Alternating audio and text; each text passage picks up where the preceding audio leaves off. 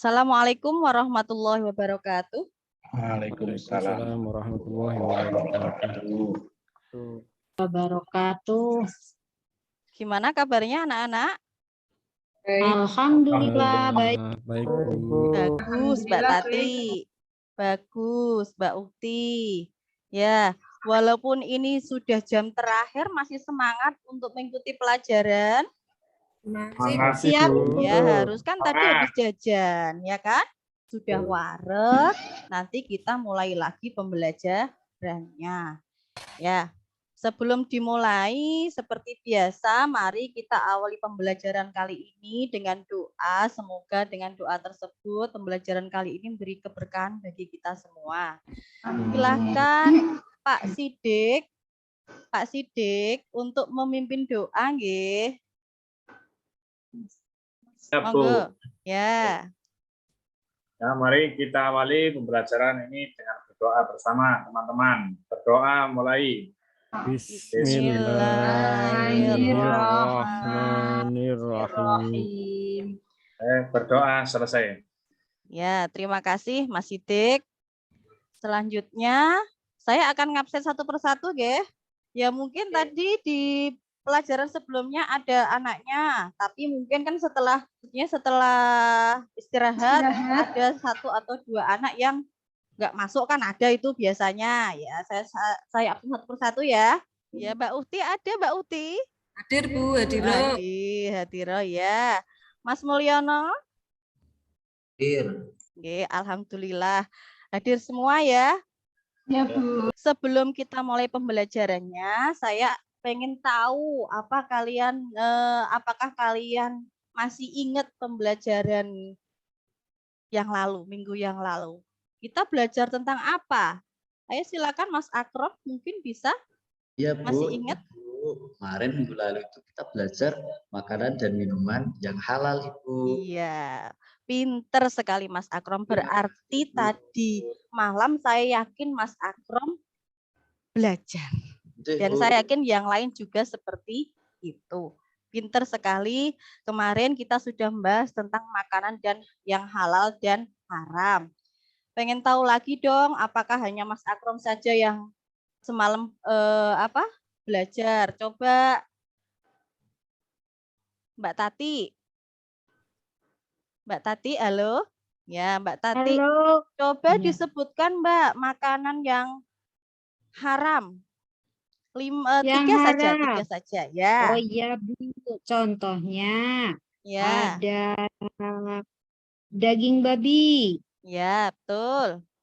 Terus itu Bu, saya pernah makan kayak marus. Tuh jangan ya? tahu, kan sudah tahu. Kemarin sudah diterangkan. Oh ya, mungkin dulu belum tahu ya Mbak Tati ya. Oh iya, melihat orang ada makan seperti itu kan nggak boleh ya Bu ya? Itu berarti termasuk haram ya? Tak kira, maksudnya tak kira Mbak Tatinya yang makan. Ya, oke, Bu. berarti bagus. Ya. Kalau bisa malah dikasih tahu Mbak Tati ya. Ya, Misalnya itu juga temennya ada yang makan, jangan itu haram gitu. Kan pinter malah Mbak Tati, ya kan? Siap Bu, ya. Siap. Ya, pinter. Berarti semuanya saya yakin semalam belajar. Ya, langsung saja hari ini kita akan belajar tentang sejarah pertumbuhan ilmu pengetahuan pada masa Bani Abbasiyah. Kalau sudah ngomongkan sejarah, pasti anak-anak males kan? Ya enggak? Halo? Iya Enggak, Bu. Bu. Ya ngantuk, apalagi ini siang-siang ya. Ya nanti saya pukulin. Nanti boleh tidak hanya menerangkan saja. Biar enggak ngantuk, enggak bosan, nanti kita saling sharing. Gitu ya. Ya. Iya, Bu. Nah, langsung saja masuk pada kompetensi dasarnya adalah memahami sejarah pertumbuhan ilmu pengetahuan pada masa Bani Abbasiyah. IPK-nya adalah menjelaskan sejarah singkat Bani Abbasiyah, kemudian menjelaskan sejarah pertumbuhan ilmu pengetahuan pada masa Bani Abbasiyah. Diharapkan setelah pembelajaran ini anak-anak bisa atau mampu menerangkan tentang sejarah singkat Bani Abbasiyah, dan yang kedua adalah menjelaskan sejarah pertumbuhan ilmu pengetahuan pada Bani Abbasiyah. Paham tentang tujuan pembelajaran kita hari ini anak-anak? Paham, Bu. Ini pada ngantuk Ya, atau Bu. gimana Paham, ini? Bu. Iya, Bu, paham. Oh ya, berarti nggak Paham, Bu. ngantuk ya. Ya. Aman-aman.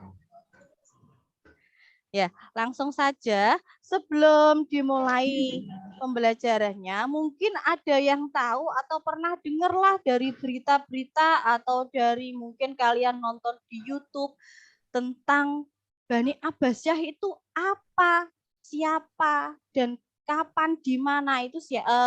Mungkin ada yang tahu? Bisa tunjuk jari? Mungkin Mbak Uhti? Ya, Bu. Ya, silahkan. Tahu, pernah dengar kan pasti? Pernah, Bu. Ya, silahkan Sesudah coba. Umayyah ya, Bu. Ya, Sesudah Umayyah ada itu, Bu. Baitul Hikmah, Bu. Sama Harun ar-Rasyid. ya, pinter sekali. Sama cerita Abu Nawas, Bu. Ya, betul. Cerita Abu Nawas itu juga nanti munculnya adalah pada waktu Bani Abbasiyah. Betul sekali. Kemudian kita mulai saja ya. Nanti Ya, Bu Bu. Ulin menerangkannya hanya sebentar saja.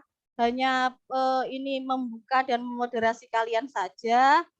Nanti setelah itu kalian berdiskusi. Biar apa? Biar nggak ngantuk. Yang pertama, sejarah singkat Bani Abbasiyah. Bani Abbasiyah itu muncul menggantikan Bani Umayyah setelah runtuh pada tahun 750 Masehi. Anak-anak pasti masih ingat kan di semester 2, di semester 1 ada pelajaran tentang Bani Umayyah, masih ingat? Ya, bagus, masih ingat. Ya, itu setelah Bani Umayyah runtuh, maka muncullah Bani Abbasiyah yang sistem pemerintahannya sama dengan Bani Umayyah. Apa anak-anak? Monarki. Monarki itu apa sih? Ada yang tahu? Kerajaan. Ya, berbentuk kerajaan. Pinter sekali. Kerajaan ki piye? Berarti engko nek rajane meninggal tidak diserahkan kepada rakyat untuk dipilih bareng-bareng, tidak, tapi langsung diserahkan ke keturunannya. Itu nanti Bani Abbasiyah berkuasa sangat mas sekali ya, 500 tahunan lebih atau sekitar 5 abad. Lama dan pasti pengaruhnya akan besar. Pusat peradabannya di mana? Di Baghdad. Baghdad itu sekarang ada di negara Irak yang mungkin sekarang sudah porak-poranda bawah, tapi dulu itu pernah berjaya menjadi pusat peradaban dan pusat ilmu pengetahuan itu di Baghdad.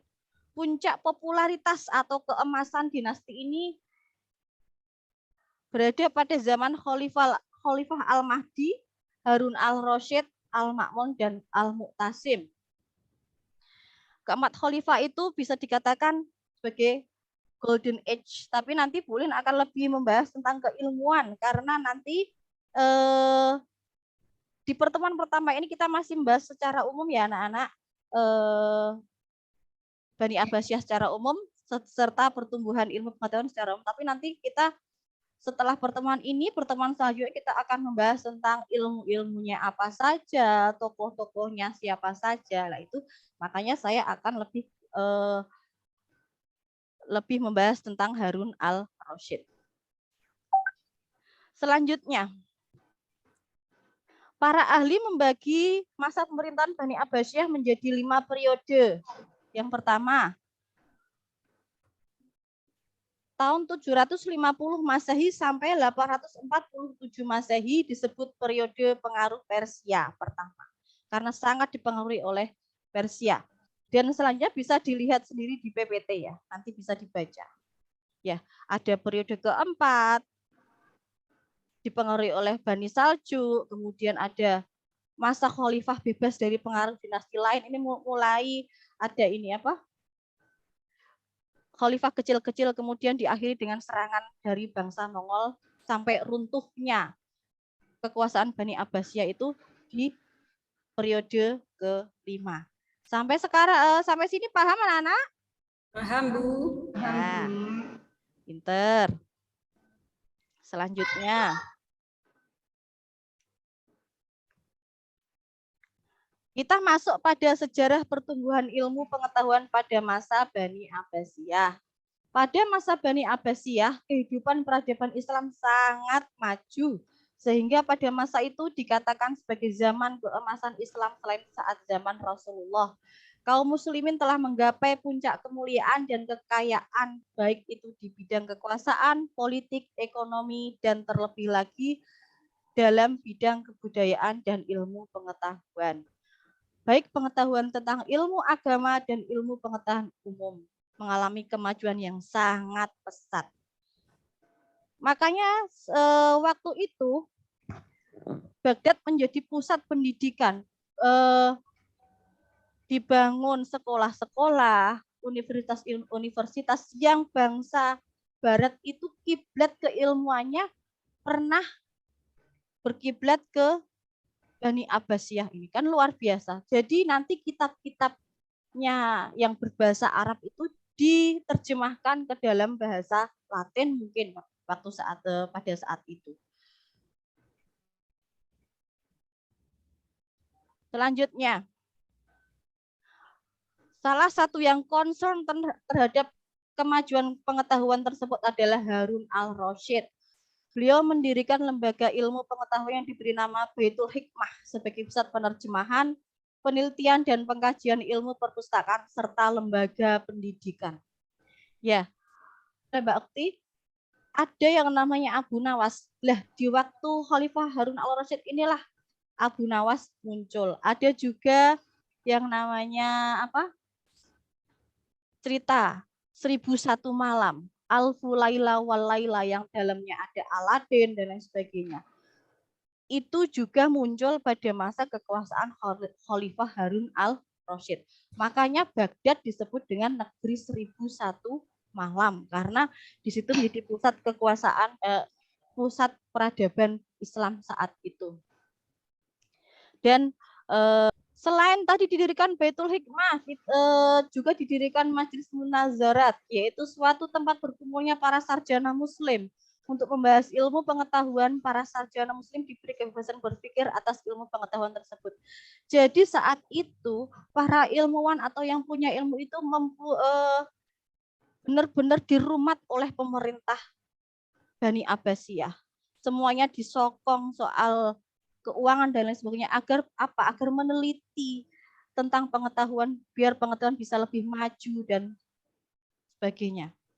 Jadi sangat-sangat luar. Selanjutnya selain dibentuk Baitul Hikmah, Majelis Munazarat, kemudian dibentuk Korps Ulama yang anggotanya terdiri dari berbagai negara dan berbagai agama yang bertugas menerjemahkan, membahas dan menyusun sisa-sisa kebudayaan kuno. Sehingga pada masa itu muncullah tokoh-tokoh muslim yang menyebarluaskan agama Islam dan menghasilkan karya-karya yang besar. Ya, sampai sini sudah paham anak-anak? Ada yang ditanyakan mungkin? Sudah, Bu. Ada yang ngantuk enggak? Enggak, Bu. Oh, enggak, ya bagus. Jangan sampai ngantuk ya. Ya, Bu. Ya. Lah, tadi kan Bu Ulin sudah menerangkan sedikit tentang perkembangan Bani Abbasiyah secara umum serta perkembangan keilmuannya. Sekarang didiskusikan. Apa materi diskusinya di PPT sudah kelihatan kan anak-anak? Kelihatan, Bu. Ya. Silakan didiskusikan tentang pertumbuhan ilmu pengetahuan pada masa Bani Abbasiyah. Anak-anak boleh bawa HP untuk browsing, ya. Boleh, silahkan, tidak apa-apa karena sekarang memang kita itu tidak bisa lepas dari yang namanya HP. Yang kedua, materi dan diskusi yang kedua adalah zaman keemasan ilmu pengetahuan pada masa Bani Abbasiyah, apakah bisa kita raih kembali pada zaman sekarang? Ya, nanti jelaskan satu persatu ya. Nanti akan saya buat kelompok. Nanti saya buat 3 kelompok, ya, 3 kelompok Sudah saya buat kan? Itu nanti ketua kelompoknya ada Bu Tati, Bu Umi, dan Pak Tabingin. Nanti ketua kelompoknya bisa menjelaskan bahan diskusi kelompok tadi tentang pertumbuhan ilmu pengetahuan pada masa Bani Abbasiyah tadi, kemudian dikoneksikan dengan waktu sekarang. Sekarang kan kita berkiblatnya ilmu pengetahuan umumnya kan sudah tidak ke Arab lagi, tapi ke Barat, ke Eropa. Padahal dulu itu orang-orang Eropa itu malah berkiblatnya ke kita. Pertanyaan Bu Ulin, apakah bisa dibalik lagi nanti orang-orang Eropa berkiblat pengetahuan kepada kita? Nanti bisa dijelaskan ya anak-anak dengan ya sesuai dengan yang kalian pikirkan gitu. Saya kasih waktu 10 menit untuk mendiskusikannya, nanti tiap-tiap kelompok bisa bisa maju satu-satu untuk mempresentasikan. Gitu ya? Ya. Waktu dimulai dari sekarang.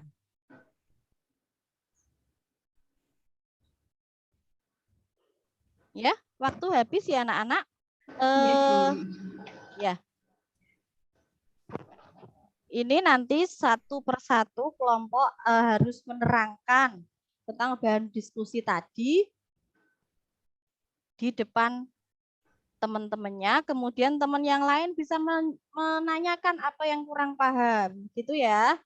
Ya, sekarang dimulai dulu dari Tati, Mbak Tati ketahui tentang pertumbuhan ilmu pengetahuan pada masa Bani Abbasiyah, sama dikoneksikan dengan sekarang, apakah kejayaan masa lalu bisa kita raih kembali?